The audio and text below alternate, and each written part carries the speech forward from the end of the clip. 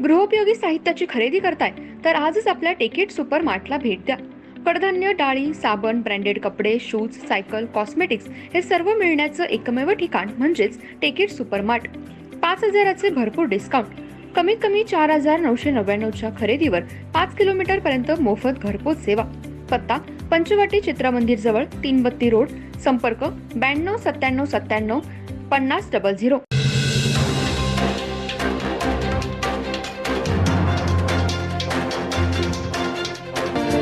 नमस्कार, मी तेजस्विनी मगदूम. एम मराठीमध्ये आपल्या सर्वांचं स्वागत आहे. पाहूया ठळक घडामोडी. इचलकरंजी कोल्हापूर शहराची जीवनदायिनी असलेली पंचगंगा नदी सध्या प्रदूषित झाली, त्यामुळे मृत माशांचा खच पडलाय.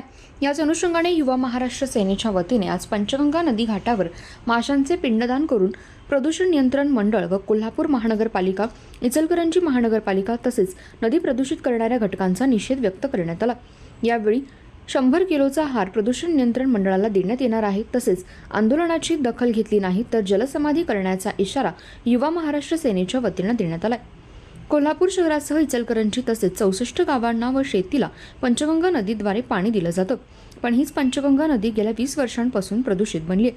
कोल्हापूर जयंती नाल्याचे मैला मिश्रित पाणी व कागल, शिरोली, लक्ष्मी इंडस्ट्रीज, इचलकरंजी शहरातील कापडावर प्रक्रिया केलेलं केमिकलयुक्त सांडपाणी थेट नदीमध्ये मिसळत असतं. त्यामुळे मासे, जलचर मृत पडत आहेत. त्यामुळे कॅन्सरसारखे रोगही उद्भवू लागलेत. 2012 साली कावेळीने 43 लोकांचा दुर्दैवी मृत्यू झाला होता.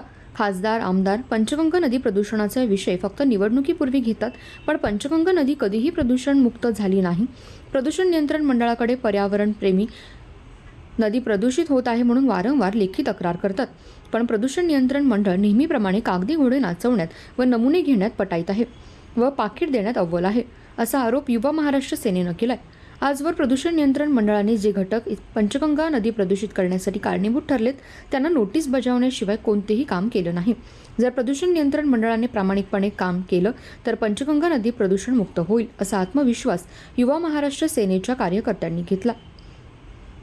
आज युवा महाराष्ट्र सेनेच्या वतीने पंचगंगा नदी घाटावर जे मासे मृत पडलेत त्यांचे पिंडदान करण्यात आलं. यावेळी भटजी आणून विधिवत पिंडदान केलं. यावेळी प्रदूषण नियंत्रण मंडळ व शासनाचा निषेध करण्यात आला. जर येणाऱ्या काळामध्ये प्रदूषण नियंत्रण मंडळाने कारवाई नाही केली तर 100 किलोचा हार प्रदूषण नियंत्रण मंडळाच्या अधिकाऱ्यांना दिला जाईल व तरीसुद्धा दखल नाही घेतली तर युवा महाराष्ट्र सेनेच्या वतीने 100 कार्यकर्त्यांसह जलसमाधी घेण्याचा इशारा युवा महाराष्ट्र सेनेचे संस्थापक अध्यक्ष सॅम आठवले यांनी दिलाय. नदी प्रदूषित होऊन केंदाळ मोठ्या प्रमाणात पंचगंगा नदीमध्ये येत आहे. शिरोळ तालुक्यामध्ये कॅन्सरचं प्रमाण मोठ्या प्रमाणात वाढले, असा अहवाल एका संस्थेनं दिला आहे. पंचगंगा नदी वारंवार प्रदूषित होत असल्यामुळे हे पाणी पिण्यास योग्य नाही, असा अहवालही संस्थेनं दिलाय. इचलकरंजी शहराला स्वच्छ मुबलक पाणी मिळावं यासाठी वारणा योजना मंजूर करण्यात आली होती. तसेच ही योजना रद्द करून सुळकुड योजना मंजूर करण्यात आली. ती सुद्धा आता वारगळण्याच्या दिशेने दिसून येते. नदी उशाला आणि कोरड घशाला अशी अवस्था इचलकरंजी शहरवासियांची झाली. सध्या इचलकरंजी शहराला कृष्णा योजनेतून पाणी दिलं जातं, त्यामुळे हे सुद्धा पाणी प्रदूषित आहे. त्यामुळे शहरामध्ये रोगराई वाढते. पाण्याचा प्रश्न गंभीर असल्यामुळे पंचगंगा प्रदूषण मुक्तच हा एकमेव विषय ठरत आहे.